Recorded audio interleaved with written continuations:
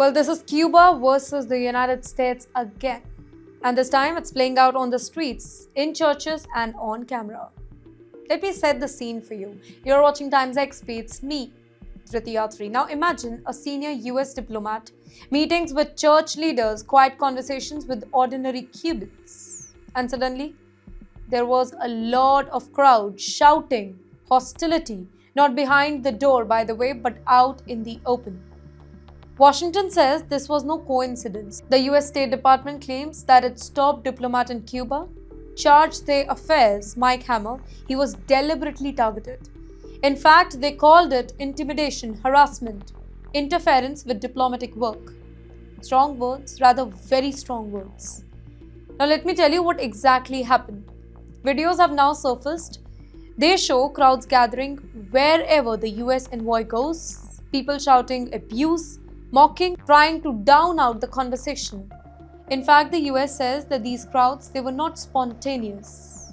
This was organized pressure, and this was meant to send a message. But here, Havana tells a completely different story. Cuba flatly denies all the accusations. In fact, they say that the US diplomat crossed the line. He behaved like a political activist. He interfered in Cuba's internal matters here, and according to Cuba, if you act like an opposition leader, don't expect a diplomatic welcome. Now let's zoom out. This is bigger than one diplomat because this confrontation comes at a very dangerous moment. And then enters Donald Trump. Trump has once again turned up the heat on Cuba. He has labeled Cuba a national security threat. Not a friendly neighborhood, not a rival, a threat. And wait, that's not all. Trump has warned of fresh sanctions, specifically targeting oil deliveries to Cuba. And you know what? Why this matters? Because Cuba is already on the edge. They have no fuel, power cut, empty shelves, a collapsing economy. Oil is not just fuel for them. Oil means electricity, it means transport, factories, hospitals. Now cut that off and the entire system freezes. So when Washington tightens the screws, and diplomats face hostile crowd, it's not random. This is pressure politics. Decades-old hostility is resurfacing. The Cold War never truly ended here. It just went quiet. Now it's loud again, visible again, and dangerously personal too.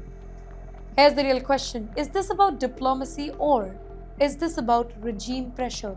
Is the US protecting its envoy or testing Cuba's limit? And is Havana defending sovereignty or silencing the engagement? Because history tells us just one thing. When Washington and Havana clash, it never stays small, it never stays symbolic.